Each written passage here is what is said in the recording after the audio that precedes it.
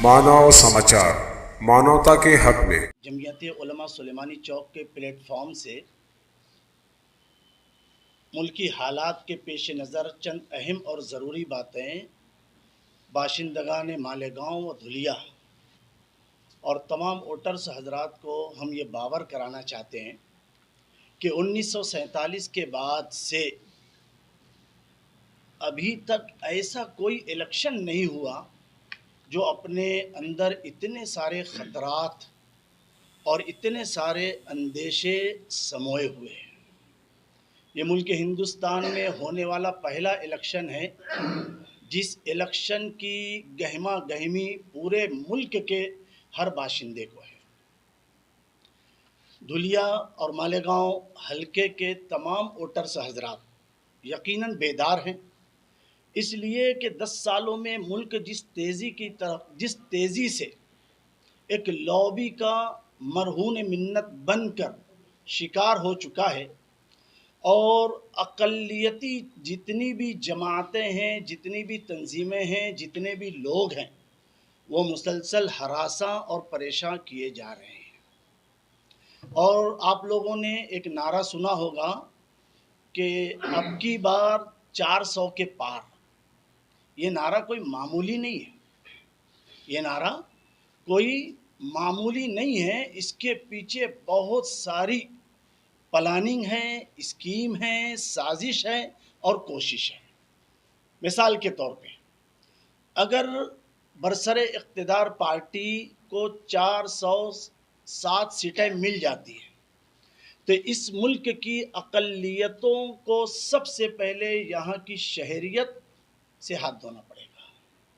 Number 2, वो अपनी शरीयत पर कमा हक़्क़हू अमल दरआमद कर नहीं सकते, अमल पैरा हो नहीं सकते। शादी बियाह है, मौत मैयत है, तलाक़ सलासा है, खुला है, इद्दत है, मीरास का मामला है, वक्फ बोर्ड की बातें हैं। इसी तरीके से और भी ऐसी वो चीज़ें जो अभी अक़लियतों को हासिल है। 407 नशिस्तें अगर बरसरे इक़्तिदार हुकूमत को मिल जाती है तो अक़लियतों को इन तमाम चीज़ों से हाथ धोना पड़ेगा। इसके हिसाब से पूरे मुल्क के अंदर जितनी भी सेकुलर तंजीमें हैं, सेकुलर पार्टीज़ हैं, सेकुलर लीडरान हैं, इन तमाम की यही कोशिश है और यही फ़िक्र है कि ये शरपसंद अनासिर, ये फ़िरका परस्त तंजीमें, ये अमन दुश्मन ताकतें और ये लड़ाओ और हुकूमत करो की पॉलिसी लेकर बरसरे इक़्तिदार हुकूमत यकीनन अक़लियतों से वो सारे हुकूक छीन लेंगी जो अभी इनको हासिल हैं। इसलिए शहर मालेगांव और धुलिया, इसी तरीके से इनके गिरामीन के तमाम वोटर्स हजरात से जमयत उलमा सुलेमानी चौक के ये तमाम ओहदेदारान ज़िम्मेदारान दर्दमंदाना अपील गुजारिश करते हैं कि आप अपने वोटर ID कार्ड को, आप अपनी वोटर यादी को,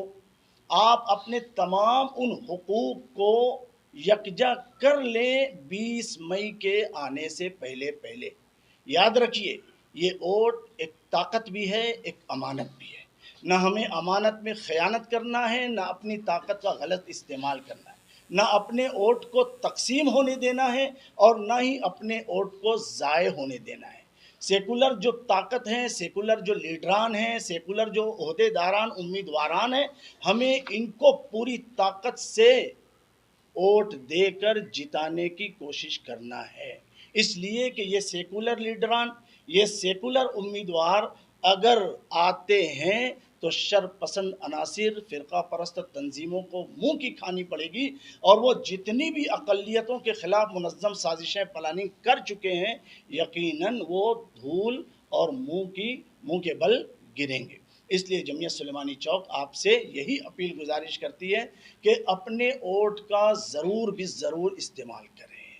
अपना वोट 100% अदा हो, ऐसी मुहिम चलाएं, ऐसी बेदारी पैदा करें और वक्त के आने से पहले पहले जितने भी انجمن، کلبے، ادارے، مدارس، مساجد اور مختلف طبقے کے لوگ جو جاب کرتے ہیں، کام کرتے ہیں، محنت کرتے ہیں، خدمت کرتے ہیں، یہ سب کے سب 20 مئی کو اپنے آپ کو ووٹ دینے کے لیے فارغ رکھیں۔ یقین مانیے اس مرتبہ کا آپ کا ووٹ بہت ساری اہمیتوں اور بہت ساری خصوصیات کا حامل ہے۔ امید ہے کہ شہر مالیگاؤں کے، دھلیا کے، اسی طریقے سے گرامین کے تمام ووٹرز حضرات جمعیت علماء سلیمانی چوک کی اس دردمندانہ اپیل کو بغور سماعت کریں گے، اور ساتھ ہی ساتھ پوری اتحاد و اتفاق کے ساتھ، پوری یکسوئی یکجٹ ہو کر سیکولر امیدوار کو اپنی قیمتی ووٹ دے کر اسے کامیاب بنانے کی کوشش کریں گے۔ اللہ حافظ۔ کہ اس وقت مسلمانوں کو بیدار ہونا ہے، اور بیدار رہ کر کے اپنی جو طاقت ہے، اوڈ کی طاقت، اس کو استعمال کرنا ہے، اور صحیح طریقے سے استعمال کرنا ہے، اور 100% استعمال کرنا ہے۔ اس وقت جاگنے کا وقت ہے، غفلت کا وقت نہیں ہے۔ ہمارے اکابرین یہ کہتے ہیں کہ اگر ہم نے اس ملک کو صحیح رخ دینا ہے تو اس کے لیے اوڈ کی طاقت کا صحیح استعمال کرنا ہے۔ اوڈ کی طاقت ہمارے اس ملک کے رخ کو بدلے گی۔ اوڈ کی طاقت ہماری مساجد کو بچائے گی۔ اوڈ کی طاقت ہمارے مدارس کو بچائے گی۔ اوڈ کی طاقت ہماری خانقاہوں کو بچائے گی۔ اوڈ کی طاقت ہمارے پرسن اللہ کو بچائے گی۔ آج مسلم پرسن اللہ کے اندر بھی زبردست مداخلت کی جا رہی ہے۔ اس کے لیے وقتاً فوقتاً جمعیت علماء ہند کی جانب سے یہ پیغام اہلیان کو دیا جاتا ہے، بلکہ ملک کے باشندوں کو دیا جاتا ہے کہ ووٹ کے اندر اپنے نام کو بڑھایا جائے۔ اس کے لیے جمعیت علماء مہاراشٹر کی جانب سے بھی جب ہمیں حکم ملتا ہے تو شہر مالیگاؤں جمعیت علماء کی جانب سے پورے شہر کے اندر ووٹ بڑھانے کے لیے، ووٹ میں نام داخل کرنے کے لیے باقاعدہ نکڑ کا جوڑ کیا جاتا ہے، لوگوں کو بیدار کیا جاتا ہے۔ اس کے لیے جلسہ کیا جاتا ہے، اپیلیں کی جاتی ہیں کہ جن کی عمر 18 سال کی ہو گئی ہو وہ اپنے ناموں کا اندراج کرائے، اپنی ووٹ کو بڑھائے۔ اس طریقے سے جو ہے تو پورے شہر کے اندر ہی نہیں، پورے مہاراشٹر میں ہی نہیں، پورے ملک کے اندر اس کی جو ہے تو ہوا چلائی جاتی ہے اور اس پیغام کو عام کیا جاتا ہے۔ اسی طریقے سے ہمارے اکابرین اس بات کو لے کر فکر مند ہے کہ جس طریقے سے ہم نے 18 سال کی عمر والوں کو یہ پیغام دے کر کے ان کے ناموں کا اندراج کرایا ہے، اب اسی طریقے سے ووٹ فیصد بڑھانے کے لیے ہم ان لوگوں کو یہ پیغام دیں کہ آپ اس موقع کے اوپر اپنی ووٹ کو ضائع نہ کریں، اپنی ووٹ کا صحیح استعمال کریں، اور اپنی ووٹ کو ایسے لوگوں کو دے جو ہمارے پرسن اللہ کے ساتھ چھیڑ چھاڑ نہیں کرتی۔ اس ملک کے اندر دو ذہنیت کے لوگ ہیں، ایک فرقہ پرست ہے، ایک سیکولر ذہنیت کے۔ ہم یہ نہیں کہتے کہ سیکولر ذہنیت والے بھی بہت اچھے ہیں، لیکن کہتے ہیں نا کہ جب دو مصیبت ہو تو بڑی مصیبت کو چھوڑ کر کے چھوٹی مصیبت کو گلے لگا لینا چاہیے۔ فرقہ پرست ذہنیت کے لوگ ہماری شریعت سے چھیڑ چھاڑ کر رہے ہیں، لیکن سیکولر ذہنیت کے لوگ جو ہوتے ہیں وہ ہماری شریعت سے چھیڑ چھاڑ نہیں کرتے، وہ ہماری شریعت پر سوالیہ نشان نہیں لگاتے۔ آج جو فرقہ پرست طاقتیں بی جے پی کی ہے وہ اس ملک کے اندر مسلمانوں کی شہریت پر سوالیہ نشان لگا رہے ہیں، اور آنے والے دنوں کے اندر وہ اس بات کی کوشش کر رہے ہیں کہ اس ملک کو ہندو راشٹر بنا دیا جائے۔ اس لیے ہمارے اکابرین اس بات کی کوشش کر رہے ہیں کہ بی جے پی کا جہاں امیدوار ہو، فرقہ پرست کا جہاں امیدوار ہو، اس کے مقابلے میں جو سیکولر امیدوار ہو ہم اس کو آگے بڑھا کر کے اس کا مقابلہ کرائیں اور فرقہ پرست طاقتوں کو کمزور کرے، ان کو شکست دے۔ مالیگاؤں دھلیا حلقے کے اندر جو ممبر آف پارلیمنٹ ہیں بھامرے صاحب، گزشتہ 10 سال سے اس حلقے میں وہ امیدواری کر رہے ہیں، اور اسی طریقے سے اس حلقے سے وہ ممبر آف پارلیمنٹ ہیں۔ ہمارے لیے وہ انتہائی ناکارہ ہے، اور ہمیں سبق دلانا ہے اس شخص کو، اس معنی میں بھی کہ لاک ڈاؤن کے اندر ہم جو تکلیف سے گزر رہے تھے ان تکلیفوں میں اضافہ کرنے والا شخص ممبر آف پارلیمنٹ ڈاکٹر بھامرے بھی تھا۔ جس وقت لاک ڈاؤن تھا ہمارے شہر کے لوگ بیمار تھے،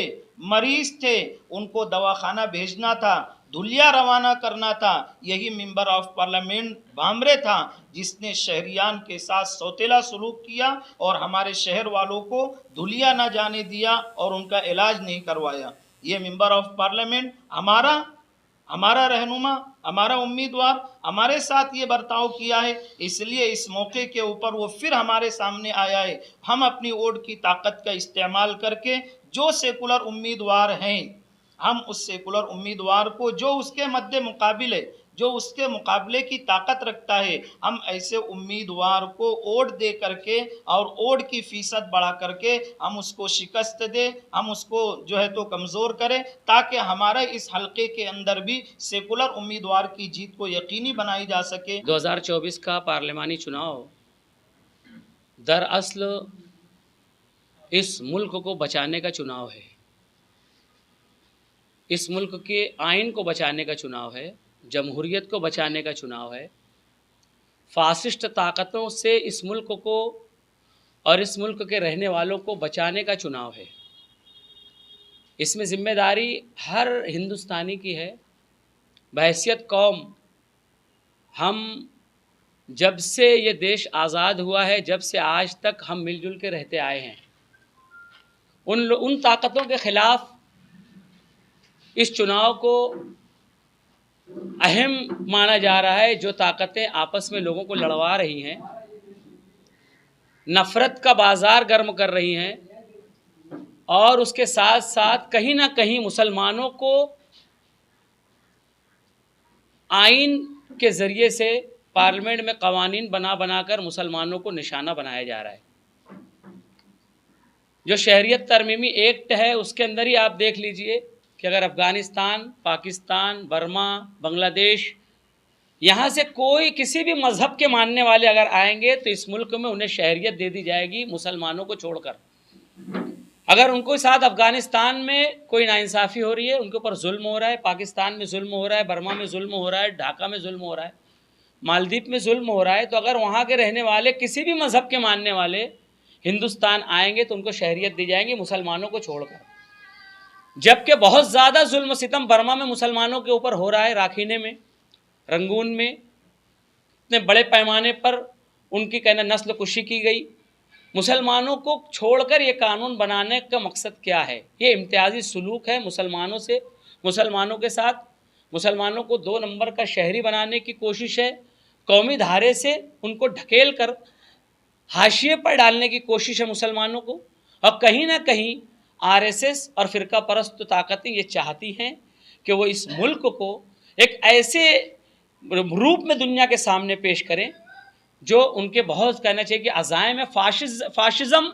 اور جمہوریت کے خلاف، سیکولرزم کے خلاف ان کے کچھ عزائم ہیں جو اس ملک کو اس راستے پر ڈالنا چاہ رہے ہیں، اور بہت کچھ انہوں نے اس کا آغاز پچھلے 10 برسوں میں کر دیا ہے۔ تمام آئینی اداروں کو کمزور کیا ہے، عدلیہ کو کمزور کرنے کی سازشیں کی ہیں،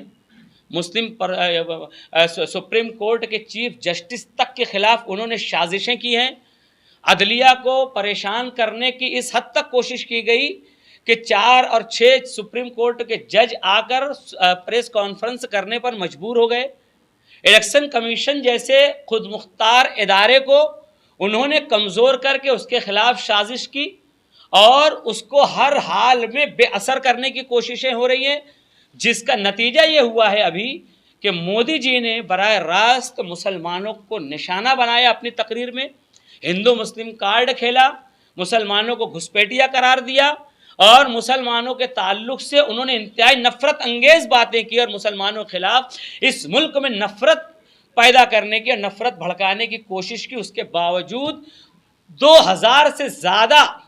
اپلیکیشن ہونے کے باوجود، کمپلین ہونے کے باوجود، انہوں نے براہ راست مودی کو نریندر مودی کو کوئی نوٹس جاری نہیں کیا، اور اس کا حل یہ نکالا، یہ بیلنسنگ کر رہا ہے الیکشن کمیشن، اس کا حل یہ نکالا کہ انہوں نے نوٹس جاری کیا بی جے پی کو بحیثیت پارٹی، اور اس کے ساتھ ساتھ بیلنسنگ کیا کانگریس کو بھی، راہل گاندھی کے بارے میں نوٹس دیا، اور بی جے پی کو مودی کے بارے میں نوٹس دیا، جبکہ راہل گاندھی نے ایسی کوئی بات نہیں کی تھی۔ جس کہنا چاہے قانون کا النگھن مودی جی نے کیا تھا، ان کے اوپر کوئی بھی کارروائی الیکشن کمیشن کرنے سے مجبور نظر آ رہا ہے۔ کیوں نظر آ رہا ہے؟ اس لیے کہ اس آئینی کہنا چاہیے کہ اس آئینی عہدے کو، اس آئینی کہنا چاہیے کہ چیز کو، الیکشن کمیشن کو، آئینی ادارے کو کمزور کر دیا گیا۔ ورنہ ٹی این شیشن جس وقت تھے इलेक्शन कमिश्नर, पूरे हिंदुस्तान के बड़े बड़े लीडर उनसे कांपा करते थे, और वो जब कलम करते थे और कार्रवाई करते थे तो किसी वजीर को, किसी मिनिस्टर को नहीं देखा करते थे। ये इदारा कभी इतना मजबूत भी हुआ करता था, हमारा ये आईनी इदारा, और इतना खुद मुख्तार भी हुआ करता था, जो आज कमज़ोर हो चुका है। इसी तरीके से अदलिया को भी मुसलसल किसी न किसी तरीके से अंदरूनी तौर से वो कमज़ोर करने की कोशिशें करते आए हैं। कई मरतबा हुआ कि सुप्रीम कोर्ट कॉलेजियम ने जिस कहना चाहिए जस्टिस को किसी हाई कोर्ट में लगाने के लिए और उसकी सिफारिश की, उसको ठंडे बस्ते में डाल दिया गया। कितनी मरतबा वज़ीर कानून और चीफ जस्टिस के बारे में बाकायदा मुनाजरा हुआ और बाकायदा उनके बयानात का तबादला हुआ। किरण रिजिजू जो वज़ीर कानून थे, वो उन्होंने कितनी मरतबा सुप्रीम कोर्ट, हाई कोर्ट और जजों के खिलाफ बयान दिया है आवाम के अंदर, जो कि गैर कानूनी है, और कितनी मरतबा सुप्रीम कोर्ट ने कहना चाहिए कि कितने सख्त पैगाम जारी किए। उसके बाद भी वजारत कानून ने अदलिया को हर हाल में बार बार इस 10 सालों में कमज़ोर करने की कोशिश की है और अदलिया को अपनी मुट्ठी में बंद करने की कोशिश की है। ये अच्छी अलामत नहीं है एक जमहूरी मुल्क के लिए, इसलिए कि अदलिया अलग होती है, मुकन्नना अलग होती है, और ये तमाम जो जमहूरियत के चारों सुतून हैं, इनके अंदर जब फासला रहेगा तो मुल्क सही चलेगा। अगर ये चारों चीज़ें एक हो जाएगी तो मुल्क बर्बाद हो जाएगा। मुकन्नना और अदलिया को एक करने की नापाक कोशिश आरएसएस की तरफ से और फ़िरका परस्तों की तरफ से मुसलसल की जा रही है, जिसको रोकना वक्त का तकाजा है। पूरी दुनिया के ममालिक हिंदुस्तान की जमहूरियत के ताल्लुक से तशवीश में मुब्तला हैं। आप देख लीजिए, इसके साथ साथ आरबीआई एक खुद मुख्तार इदारा है, रिजर्व बैंक ऑफ इंडिया, उसका 1,28,00,000 रुपये का फंड जो था, जो रिजर्व फंड था, किसी नागहानी मुसीबत, जंगी हालात और किसी मुल्क के ऊपर आने वाली कोई बहुत बड़ी तबाही की सूरत हाल के लिए 1,88,00,000 रुपये का 1,28,000 करोड़ रुपये का जो बजट था, उसका रिजर्व बजट था, उसको तोड़ दिया इस हुकूमत ने, और बाकायदा वहाँ के गवर्नर के साथ उनका तनाज़ा हुआ, और उसके बाद उस गवर्नर को हटा दिया उन्होंने, उस गवर्नर हिंदुस्तान छोड़ दिया, और उसके बाद IMF में वो गवर्नर आज काम कर रहे हैं, और उन्होंने रिजर्व बैंक का इतना महफूज फंड तोड़ दिया और उस पैसे को उन्होंने इस्तेमाल कर लिया, जबकि रिजर्व बैंक ऑफ इंडिया खुद मुख्तार इदारा है, हुकूमत उसके अंदर मुदाखलत नहीं कर सकती। तो जो आईनी इदारे, जो माली इदारे, जो खुद मुख्तार इदारे हैं, जो जमहूरियत और हिंदुस्तान को बचाने के लिए ज़रूरी है, उन सब के ऊपर वार मुसलसल किया जा रहा है और सबको मुट्ठी में लेने की कोशिश की जा रही है। इसीलिए आज ये पैगाम दिया जा रहा है कि ये जो हुकूमत है, ये अगर आइंदा 5 साल में और आ गई, हालात और बद से बदतर होंगे। ख़ास तौर से इन तमाम चीज़ों के साथ साथ हर किसी को तकलीफ़ होगी। मुसलमान को तकलीफ़ देने की कोशिश की जा रही है, मुसलमानों को टारगेट किया जा रहा है। 370 हटा दिया गया, तलाक सलासा का मामला हुआ, आगे उनको यकसा सिविल कोड के उनके अज़ाए में वो मुसलसल हमारे खिलाफ बयानबाजियाँ कर रही हैं मुसलमानों के खिलाफ। तो सबसे पहला अगर कोई फ़र्ज़ है तो मुसलमानों का फ़र्ज़ है कि इकट्ठा हों, मुत्तहिद हों और वोट करें। सबसे बड़ी ताकत जमहूरियत में उसकी डेफिनेशन और उसकी तारीफ़ ही यही है कि ये अवाम की हुकूमत है, अवाम के ज़रिए, अवाम के लिए ये हुकूमत बनाई जाती है, और यहाँ पे मामला एकदम उल्टा चल रहा है। यहाँ अवाम को किसी तरीके से खातिर में नहीं लाया जा रहा है, अवाम के मफाद की तमाम चीज़ों को एक एक करके ख़त्म किया जा रहा है। महंगाई के बारे में कोई कदम लगाने की कोशिश नहीं की जा रही है। इन्होंने कहा था कि 2 करोड़ नौकरियां हम हर साल देंगे, 10 साल में इन्होंने 2-4 करोड़ नौकरियां नहीं दी हैं, जबकि हर साल इनका वादा था कि 2 करोड़ नौकरियां देंगे। उल्टा इनकी पॉलिसी है कि किसी को नौकरी देना ही नहीं है। जाहिर सी बात है, हिंदू भाई लोग भी तशवीश में, पूरे मुल्क के लोग तशवीश में। मुसलमानों को नौकरी की ज़रूरत बाद में है, दीगर कौमों को नौकरी की ज़रूरत पहले है। तो अगर इस गवर्नमेंट ने नौकरी नहीं देने की पॉलिसी अख्तियार की है और सरकारी ख़जाने को हर हाल में बचाने की पॉलिसी अख्तियार की है कि किसी को नौकरी देना ही नहीं है, किसी को पेंशन देना ही नहीं है, यही सब मुसलसल चल रहा है, तो जाहिर सी बात है सबसे पहले दीगर कौमें जिनको नौकरी की सबसे ज़्यादा ज़रूरत होती है वो मुतासिर होंगी। मुसलमान तो पंचर बनाकर भी अपना पेट भर लेता है, मुसलमान तो ड्राइविंग भी करके अपना पेट भर लेता है, मुसलमान तो ठेला भी लगा के अपना पेट भर लेता है, मुसलमान तो एक छोटा सा बिजनेस करके भी आगे बढ़ता है और इस मुल्क की तरक्की में हिस्सा बटा लेता है। तो तमाम लोगों को सोचने की ज़रूरत है। आज बात आई है तो मैं कहने पर लंबे अंदाज में, जब बात मेरी लंबी हो गई मैं मजबूर हुआ हूँ, तो मैं ये कहना चाह रहा हूँ جمعیت علماء مالیگاؤں کی جو فکر ہے اس کو آپ لوگ سمجھیے اور عوام تک پہنچائیے. اور عوام سے ہماری اپیل ہے کہ آج مذہب کا معاملہ بعد میں، سب سے پہلے اس ملک کو بچانا ہے. ہر ہندو، مسلم، سکھ، عیسائی سب کو ووٹ دینا ہے اور اپنے اس ادھیکار کا، اس جمہوری حق کا استعمال کرنا ہے.